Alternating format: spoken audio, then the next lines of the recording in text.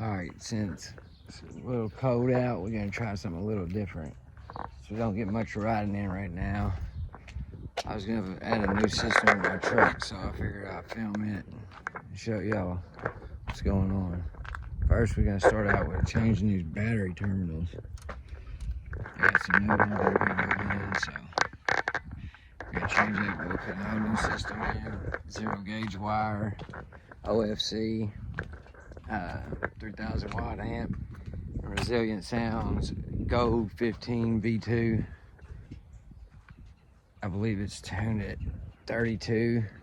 So get that started, start another little series here. And you know, the Arena Cross vlogs are being edited as we speak, and they should be out pretty soon too. So you know, if you like this kind of content, or you know, you're here for bikes or bass, whichever one, you know, I appreciate it if you give this video a like, thumbs up, and please consider subscribing.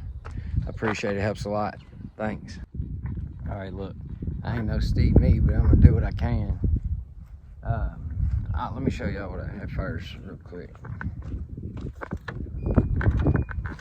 I just have a little 12 Gravity Audio 1000 watt amp, all in one amps on the other side and everything.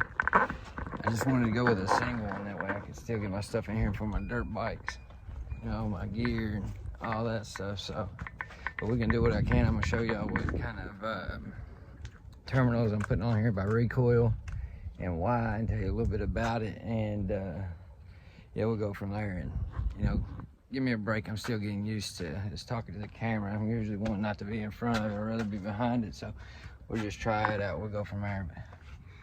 Hold on.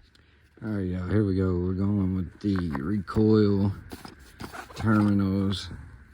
You need to pause it, you can. But this is the same wire, 0 gauge I'm going with. It had really good reviews for the OFC 1 gauge. These terminals, what's special about them, if I can get this out of here in one hand, is it comes with these other pieces that you can keep it as a top post, or you can put it on the side here, 0, 4, 8. You can put the post on top here, or you put it on the side. The reason why I chose to go with that over these stock terminals, because you see right here it has that stock inline fuse, so I'll be able to put a top post on it, relocate it back here to still go down, and I'll have a good way to get my 0 gauge in there.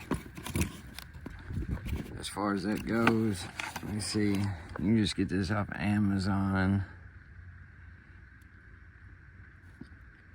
Just type in Recoil 2-pack positive negative terminals, it should come up.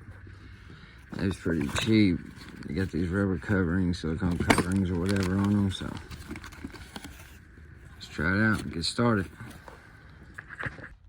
Alright, so basically what I've done, it comes with the hex key that you need. Put it in here, I put mine on the top. Basically gonna do this. This takes a 10mm, take it off, and I'll show you how I'm gonna do it. Oh, you gotta loosen this up too, and it loosens from the side, so I'll show you real easy.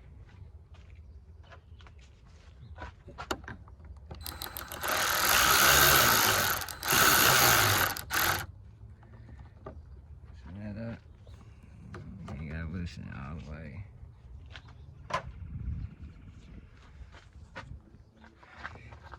What you do, basically it's gonna go like this. Could run it like this, but I'm gonna do it like this because I need to run anything else from it. Like later on, if I do the big 3, do a bigger alternator, easy. That's what you do. This off. You want to clean this pretty good, but I've been cleaned it up recently, so pretty good for now. Set that on there. And this will go right on top, just like that.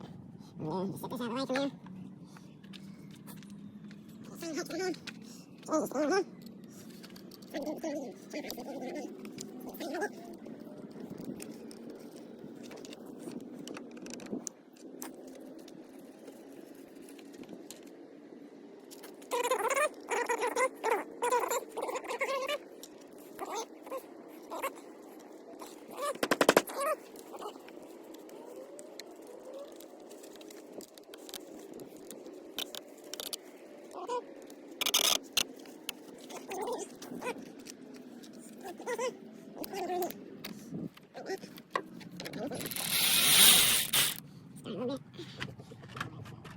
push that on there.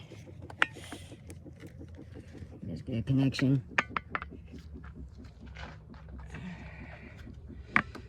Good.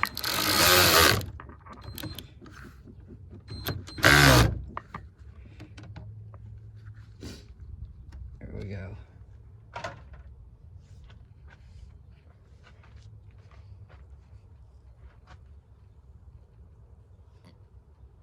One thing you do want to make a note of, make sure that you got clearance.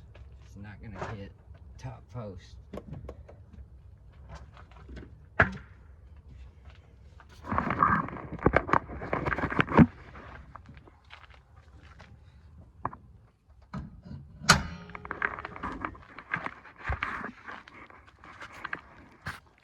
Well, so we had a little bit of a problem.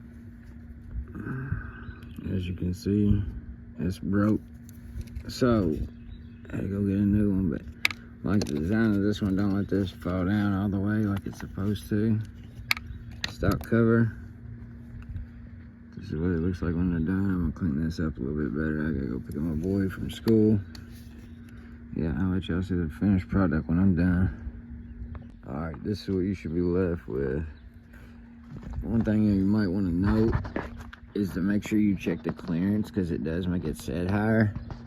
This one's pretty fine, it's not touching. I done checked the clearance and everything, but like I said, I did have to change that terminal out. I was thinking about taking it off, just running that terminal, running my 0-aught gauge wire from my power wire from this boat and running it back, but I do plan on doing the big 3 upgrade later on. So what this allows for is clean hookup to run the big 3 also. I haven't done any modifications.